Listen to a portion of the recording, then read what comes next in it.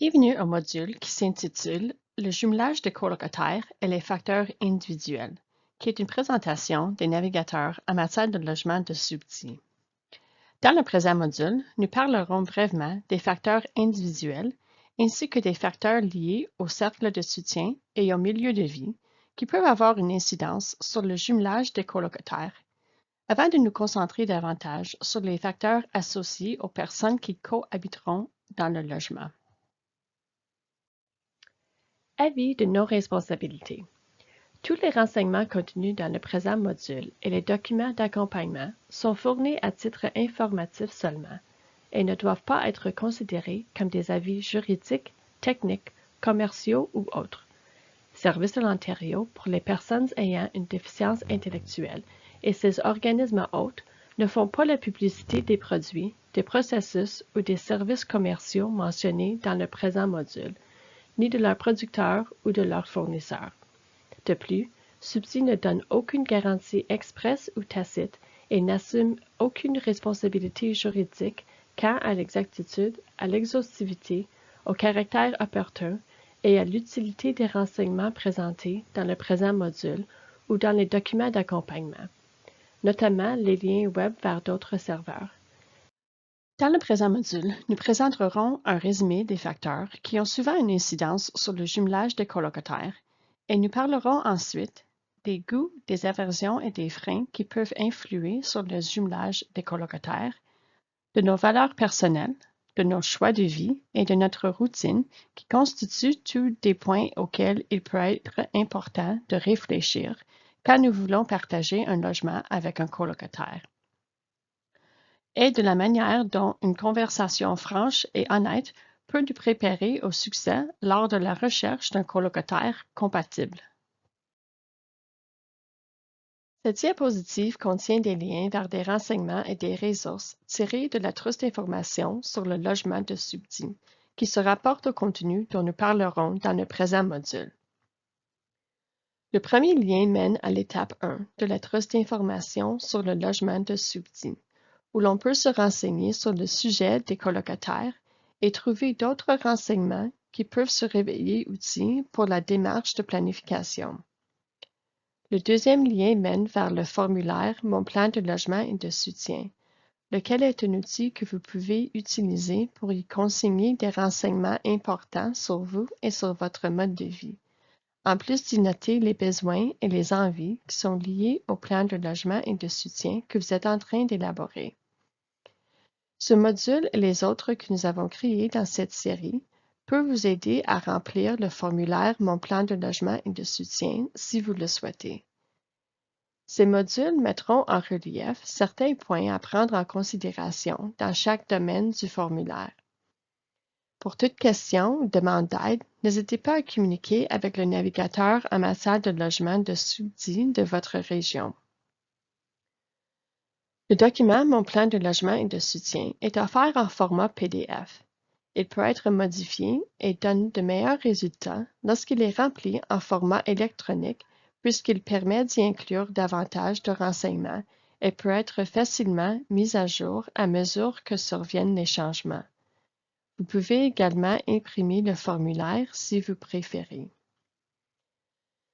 Le troisième lien vous dirige vers l'outil Mon cercle de relations, lequel peut vous aider à penser aux personnes qui sont importantes pour vous dans votre vie. Il indique les relations que vous entretenez et la façon dont elles peuvent vous aider à vivre la vie de votre choix. Le quatrième lien vous mène à l'accord de partenariat de colocation. Cet outil vous aide à prendre en compte et à inscrire les obligations, les responsabilités et les engagements pour les deux parties et plus qui forment un partenariat de colocation. La cinquième série de liens mène à des profils de compatibilité qui peuvent vous guider à travers des questions et une liste de contrôles qui peut vous aider, ainsi que les personnes avec lesquelles vous envisagez de vivre, à comprendre vos intérêts, vos compétences et vos habitudes, ainsi que d'autres informations importantes qui pourraient influencer la personne avec laquelle vous pourriez partager un logement. Vous voudrez peut-être relire l'information provenant de cette trousse avant ou après l'étude du présent module. Rappel, tous les liens web contenus dans le présent module se retrouvent dans le document de référence du même module. Pour commencer le présent module, nous parlerons de certains des facteurs les plus courants qui ont une incidence sur le jumelage des colocataires.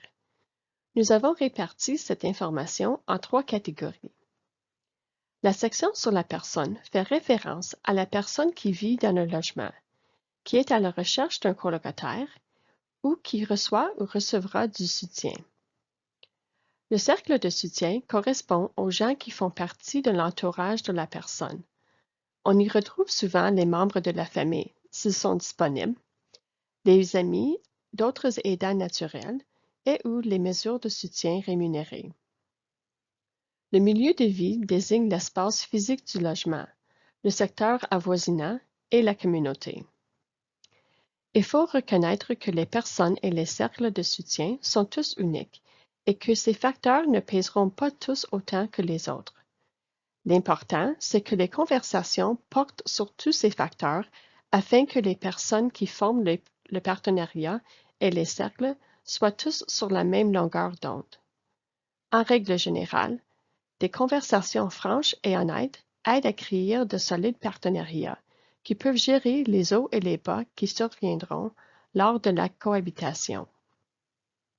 Il importe de reconnaître qu'il sera impossible de jumeler une autre personne ou un autre cercle si on n'a pas pensé ou réfléchi aux valeurs personnelles, aux points forts et aux besoins.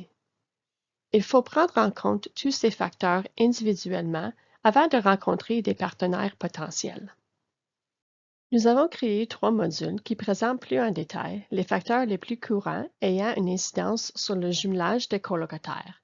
Le présent module porte sur les facteurs individuels. Nous commencerons par les goûts personnels. Il est beaucoup plus facile de nouer une relation positive avec un colocataire si on fait ensemble des activités qui plaisent aux 2 personnes. Par exemple, préparer un repas, regarder une émission de télévision ou un film, réaliser une création artistique ou aller marcher dans le voisinage. Ce n'est pas nécessaire que les colocataires soient les meilleurs amis, mais le temps qu'ils passent ensemble peut les aider à nouer un lien plus fort et à rendre la cohabitation un peu plus agréable. En plus des goûts, il y a aussi les aversions ou les freins. Il est important de souligner qu'il ne s'agit pas là de mauvaises habitudes ou de traits de caractère d'une personne, mais ce sont des choses que nous faisons qui peuvent déclencher des réactions chez les autres. Il vaut mieux vivre avec une personne ayant des habitudes ou des traits de caractère auxquels vous pouvez vous accommoder et vice-versa, car il est extrêmement difficile de se trouver en permanence avec une source d'irritation dans son foyer. La cohabitation peut se révéler très tendue. Par exemple, entendre une personne sacrée peut être dérangeant pour certains, alors que pour d'autres, ces mots font partie de leur vocabulaire de tous les jours. Le volume de la voix, de la télévision ou de la musique constitue un autre exemple, surtout dans le cas des personnes qui peuvent être sensibles au son ou d'une personne qui a perdu une partie de ses facultés auditives. Il faut reconnaître que nous sommes qui nous sommes et que nous pouvons faire des choses qui peuvent agacer les autres. Il est également important de souligner à quel point le changement est difficile. Il est préférable d'être ouvert et honnête dès le début, car il peut être très difficile de s'adapter à ce qui constitue un frein qu'on a découvert juste après avoir aménagé avec l'autre personne. Certaines personnes veulent essayer de vivre ensemble dans un logement loué à court terme pour déterminer si elles sont compatibles les unes avec les autres. Ce sera une période d'apprentissage pour toutes les personnes concernées. Parfois, les gens découvrent qu'ils auront du mal à cohabiter avec un colocataire puisqu'ils peuvent avoir des aversions ou des habitudes très particulières. Dans ce cas, ils peuvent se demander si la cohabitation avec une personne constitue leur meilleure option. Les valeurs sont les choses avec lesquelles nous grandissons et qui peuvent être façonnées par beaucoup de facteurs. En général, elles sont profondément enracinées en nous et peuvent même être difficiles à reconnaître. Bien souvent, la famille détermine ses valeurs de sorte qu'il n'est pas toujours facile d'en prendre conscience.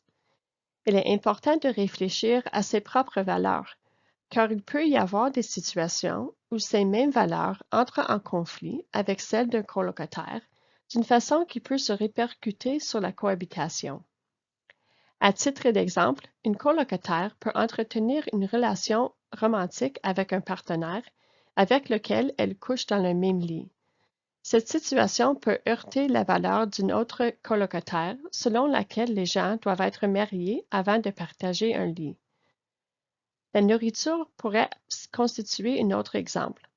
Un colocataire végétarien risque d'entrer en conflit avec un colocataire qui mange beaucoup de viande en raison de ses besoins alimentaires. Vivre avec un colocataire ne signifie pas que vous devez partager exactement le même mode de vie ou que vous devez changer le vôtre. Ce que nous voulons dire ici, c'est que le fait d'avoir certaines choses en commun avec votre colocataire peut faciliter la cohabitation. Les habitudes et les préférences alimentaires peuvent constituer un exemple. Peut-être qu'un colocataire préfère les mets à emporter et que l'autre essaie de manger à la maison pour rester en santé. Prenons aussi l'exemple de l'aisance avec laquelle les colocataires reçoivent des invités dans leur logement, comme un amoureux, des amis, des membres de la famille ou du personnel de soutien. Certains ont une politique de porte ouverte, où les amis et la famille sont les bienvenus en tout temps, tandis que d'autres sont plus réservés ou prudents lorsqu'il s'agit de recevoir des gens. Des différences importantes dans ces domaines peuvent amener des conflits entre les colocataires et compliquer le partage de l'espace. La routine ressemble au mode de vie, mais comporte quelques différences. De nombreuses personnes suivent des routines quotidiennes structurées en raison des programmes et du transport. Ces routines procurent aussi des bienfaits pour le bien-être mental de beaucoup de personnes en organisant leur journée. Voyez comment ces horaires peuvent s'imbriquer pour partager l'espace et créer ensemble un foyer. Ce n'est pas toujours facile pour les colocataires qui partagent des mesures de soutien de trouver un moment pour planifier ces mesures à domicile si leur routine est très différente. Par exemple, si un colocataire se lève très tôt et l'autre très tard, il n'est pas facile de coordonner le soutien matinal aux besoins. Parallèlement, le partage d'espaces communs peut créer plus de problèmes si la routine des colocataires est très différente et dérange celle de l'autre. Les buts personnels désignent ce que les colocataires veulent retirer de la colocation. Parmi les exemples, il y a prendre de l'assurance pour vivre de façon plus autonome, se faire des amis ou accueillir plus d'habilité. Pour d'autres, ils pourraient simplement chercher à prendre plus d'assurance en vivant loin de la famille pour la première fois. Il est utile de penser au but et d'en parler, car ils peuvent entrer en conflit. C'est d'autant plus important si les colocataires souhaitent se partager les mesures de soutien et que ces mesures de soutien aident les colocataires à travailler à l'atteinte de leur but.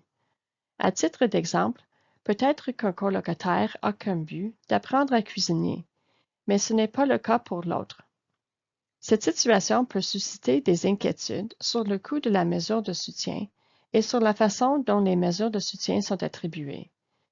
Il arrive souvent que les tâches ménagères soient source de désaccord lorsqu'un colocataire a l'impression que l'autre ne fait pas sa part dans l'entretien de la maison. Des attentes claires et des règles peuvent aider à établir d'un commun accord une répartition des tâches ménagères et des responsabilités. Voici quelques points du résumé qui peuvent se révéler utiles dans votre démarche. Réfléchissez sur vous-même avec l'aide des personnes de votre vie, afin de créer un profil de vous en tant que colocataire en vous servant de ces facteurs et de ces exemples. En règle générale, des conversations franches et honnêtes aident à nouer de solides partenariats avec les colocataires. Soyez vous-même. Tisez de solides partenariats qui peuvent aider les relations à s'adapter à des moments difficiles. Toutes les cohabitations connaissent des hauts et des bas. Cette diapositive contient des liens vers des renseignements et des ressources qui se rapportent au contenu dont nous avons parlé dans le présent module. Le premier lien mène à l'étape 1 de la trousse d'informations sur le logement de Subdi. Le deuxième lien mène vers le formulaire Mon plan de logement et de soutien. Le troisième lien vous dirige vers l'outil Mon cercle de relations. Le quatrième lien vous mène à l'accord de partenariat de colocation. Et le cinquième ensemble de liens mène au profil de compatibilité qui peut vous guider. Cette diapositive dresse une liste des ressources et des renseignements de Subdi. Le premier lien peut vous aider à trouver le Subdi de votre région. Le deuxième lien vous permet de trouver de l'information sur la navigation en matière de logement de Subdi. Le troisième lien vous conduit à une liste des navigateurs en matière de logement pour toutes les régions de l'Ontario. Cette liste comprend également leurs coordonnées. Et le quatrième lien vous dirige vers le calendrier des événements de Subdi. Voilà qui conclut le module intitulé « Le jumelage des colocataires et les facteurs individuels ». Pour en savoir plus sur les services de l'Ontario pour les personnes ayant une déficience intellectuelle, n'hésitez pas à consulter notre site web et nos comptes sur les plateformes de médias sociaux.